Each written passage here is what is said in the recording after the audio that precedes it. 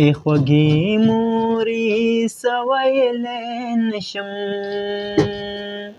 پام لفظونو دې ستایلی نشم.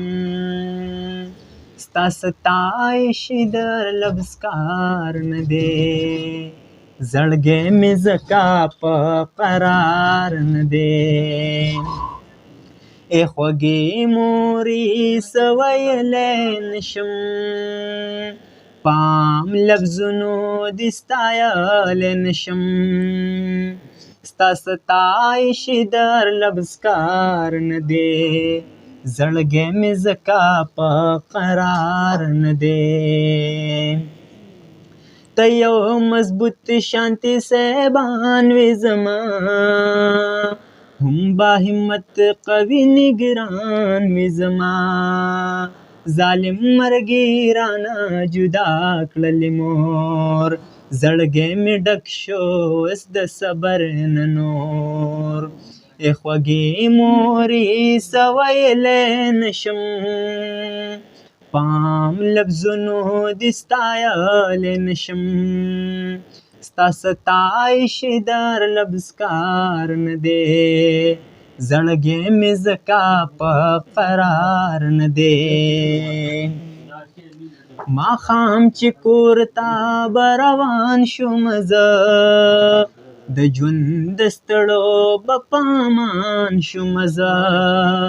خلکه سلام کی دنیا مزه وه، د قار کلام کی بیا جلا مزه وه. ای خوږې مورې څه ویلی نشم، پام لفظونو دې ستایلی نشم. ستا ستایش د هر لفظ کار نه دی، زړګی مې ځکه په قرار نه دی. دا مې واده دا مورې ستا دپاره، رب ته به ژاړم زه بې قراره. چې جنتونه در نصیب کړي تا ته، هم ټول بختونه په نصیب کړي تا ته. ای خوږې مورې څه ویلی نشم، پام لفظونو دې ستایلی نشم. ستا ستایش در لفظ کار نه دی، زړګی مې ځکه په قرار نه دی.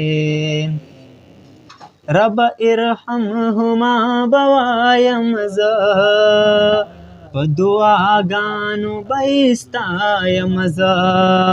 چې لین ورته نصیب کړې ربا، هم یې ابرارو کې رفیق کړې ربا. ای خوږې مورې څه ویلی نشم، پام لفظونو دې ستایلی نشم.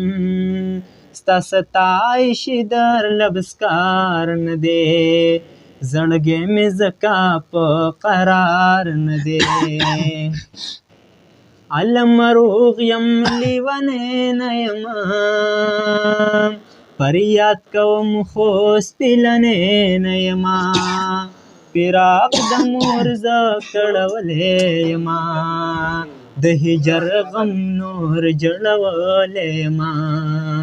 ای خوږې مورې څه ویلی نشم، پام لفظونو دې ستایلی نشم. ستا ستایش در لفظ کار نه دی، زړګی مې ځکه په قرار نه دی. ملګرو داسې یو پیغام درکوم، بار د مور کې حق کلام درکوم. د چا ژوندی چې وي مورانې خپلې، ترې قربانېږئ هر وخت سر شیندلې. بشیره بس کړه نور فریاد مه کوه، نور د غمونو د اظهار مه کوه. رحم دعا د رب نه تل کوه ته، حق دا جدادو کې سوزل کوه ته. ای خوږې مورې څه ویلی نشم، پام لفظونو دې ستایلی نشم ستا ستایش د هر لفظ کار نه دی زړګی مې ځکه په قرار نه دی